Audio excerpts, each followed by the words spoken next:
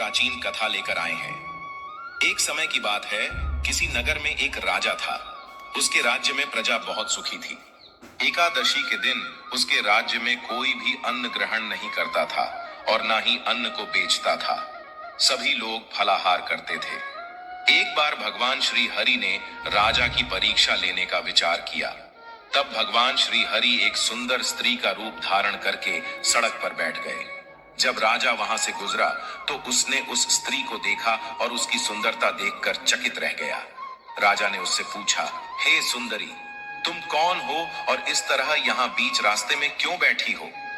तब सुंदर स्त्री बने भगवान बोले, मैं बेसहारा हूँ। इस दुनिया में मेरा कोई जानने वाला नहीं है, मैं किससे सहायता मांगू? राजा पहले ही उसके रूप पर मोहित हो चुका था, तो उसने उस सुंदरी से कहा, तुम मेरे साथ मेरे महल में चलो और मेरी रानी बनकर रहो। यह सुनकर वह सुंदरी बोली, मैं तुम्हारी बात मान लूंगी, पर तुम्हें इस राज्य का अधिकार मुझे सौंपना होगा। राज्य पर मेरा पूर्ण अधिकार होगा और मैं जो भी बनाऊंगी तुम्हें खाना होगा। राजा उसकी सुंदरता से इतना मोहित था कि उसने उसकी सभी शर्तें मान ली और वह उसे अपने महल में ले गया, उससे विवाह किया और उसे रानी बना लिया। अगले ही दिन देव उठनी एकादशी थी। उस सुंदरी ने सभी को आदेश दिया कि बाजारों में बाकी दिनों की तरह अन्न बेचा जाए। उसने महल में मांसाहारी भोजन बनवाया और राजा को खाने के लिए परोसा। यह देखकर राजा बोला, रानी, आज देव उठनी एकादशी है, मैं तो केवल फलाहार करूंगा। तब उस सुंदरी ने अपनी शर्त राजा को याद दिलाई और कहा, यह खाना आपको खाना होगा, नहीं तो मैं बड़े राजकुमार का सर कटवा दूंगी। ये सुनकर राजा बहुत दुखी हुआ और उसने अपनी स्थिति अपनी बड़ी रानी से कह दी। तब बड़ी रानी बोली, महाराज, धर्म ना छोड़ें, बड़े राजकुमार की बलि दे दें। बेटा तो फिर मिल जाएगा, लेकिन धर्म नहीं मिलेगा। ऐसा कहकर बड़ी रानी रोने लगी। तभी बड़ा राजकुमार वहां आ गया।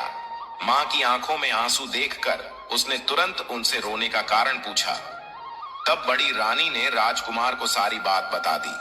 इस पर राजकुमार बोला, मैं सिर कटवाने के लिए तैयार हूं, पिताजी के धर्म की रक्षा जरूर होगी।